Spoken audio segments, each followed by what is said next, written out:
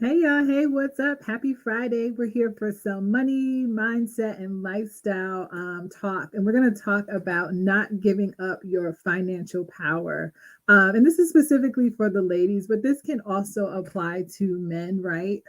Because it really just depends on who's the person in the relationship, the partnership that manages the money, that they're more comfortable with money, that this could really apply to.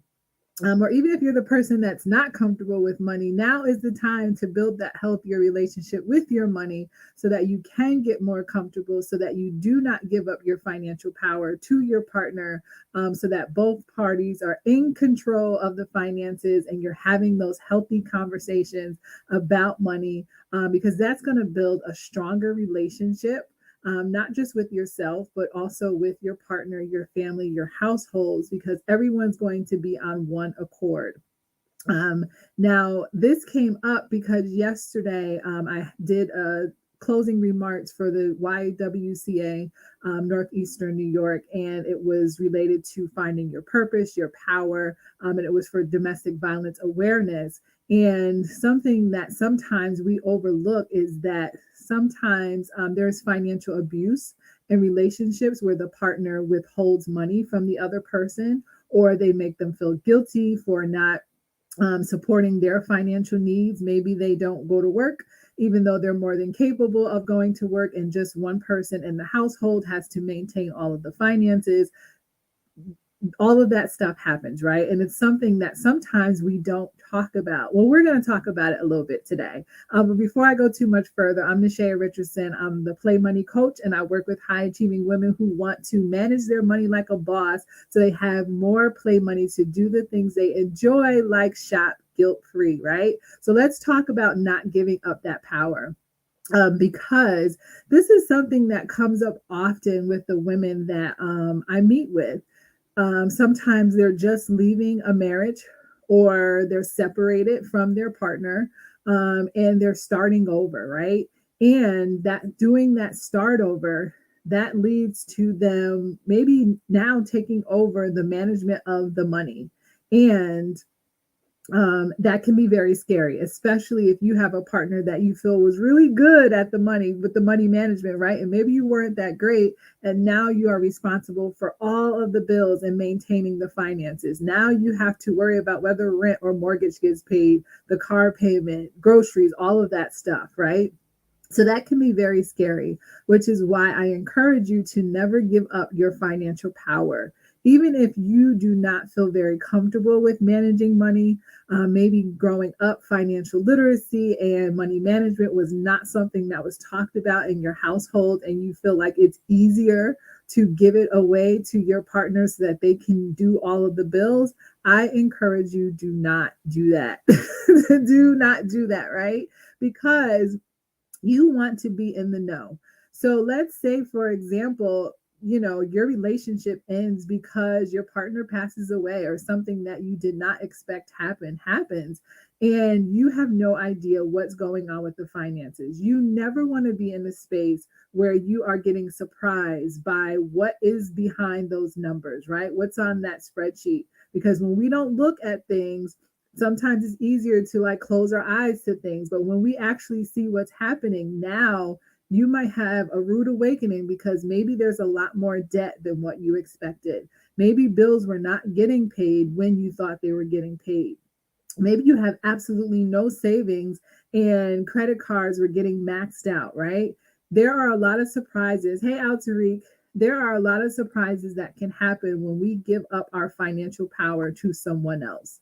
So it is important that you stay in conversation about your money. Even if you are not the person that is making the money, you are working in the household. If you are a stay at home mom or a stay at home dad, you are working. So therefore, you should be a part of the money conversation. So building up the courage to say, like, hey, I want to be a part of the planning of the finances and the budgeting and the savings and everything that we're doing with our money, that is something that you need to do. Empower yourself to find your voice for that, right?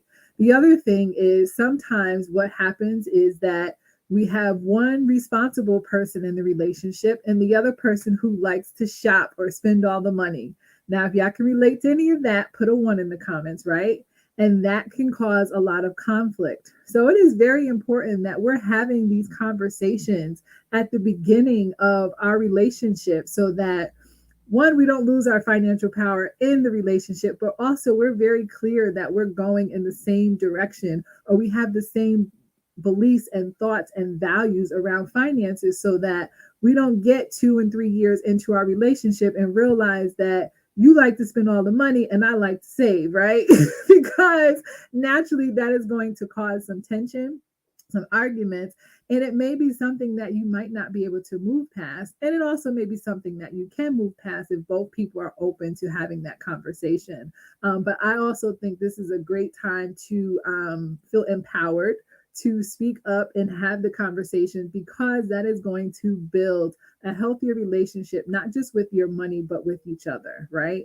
We all need to be on the same page with our finances, especially if we are managing bills together or we have financial responsibilities together, because nothing is worse than co-signing for someone or being on something that has your name and your credit attached to it, and you find out that now you have to be the one responsible for paying everything. Ask me how I know. Okay.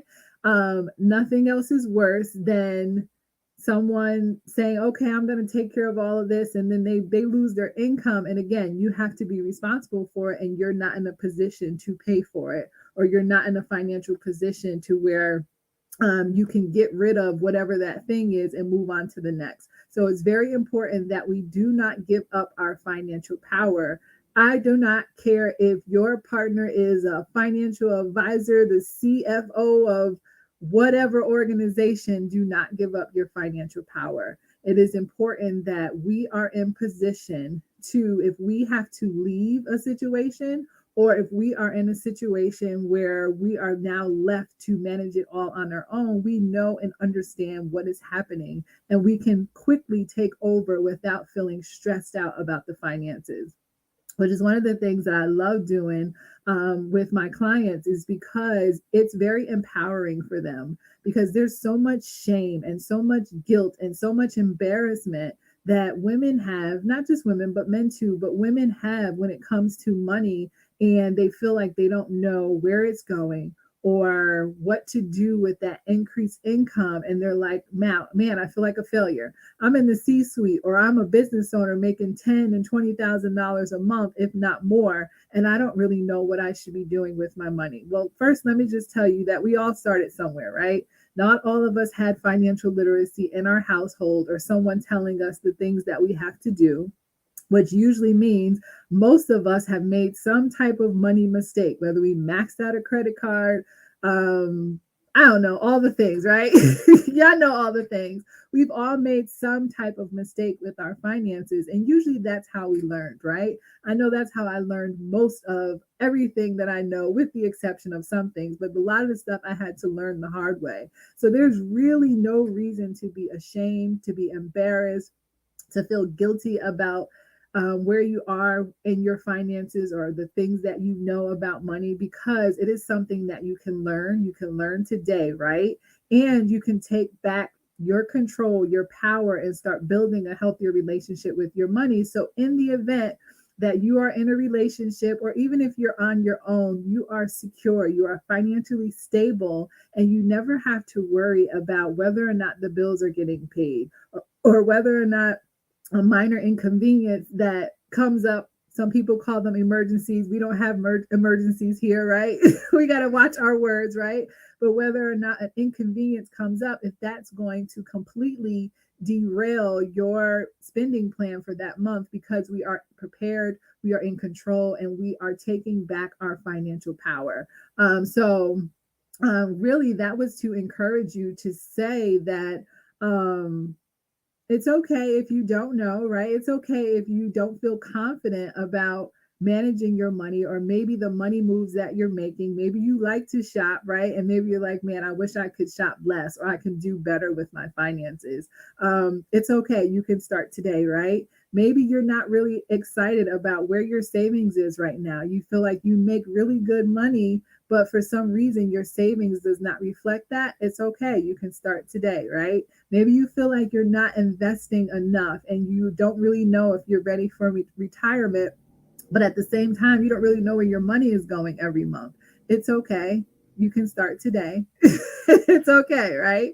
And one of those ways you can start today, if you don't feel confident enough to do it on your own, is book a call with me at meetwithnashaya.com. And we can really talk about what that looks like and if it's a good fit for us to work together. Because the beauty is that I work with clients one to one, where we create an individualized money plan for them based on their financial values, based on how you want your lifestyle to be, which is the most exciting part, because it's not like you going on YouTube or finding a budgeting template where you're just going to plug in the numbers and then after a month it no longer works for you. Yes, the reason why is because you also need to build a healthier relationship with your money. It's not just about going to find a new budget and think that everything is going to fall into place. Nope, there are those past mistakes that are still hanging over our head, right? That we've done something and we're like, man, I wish I didn't mess that money up, right? Or it's the way that we're thinking about money, talking about money, our beliefs, our experiences. All of those things are going to get in the way of just that budget template that you think you can download and be successful with after you've downloaded several of them and have not been successful with it yet. So I encourage you to book a call with me, and let's talk about what that looks like for you so that you do not have to give up your financial power.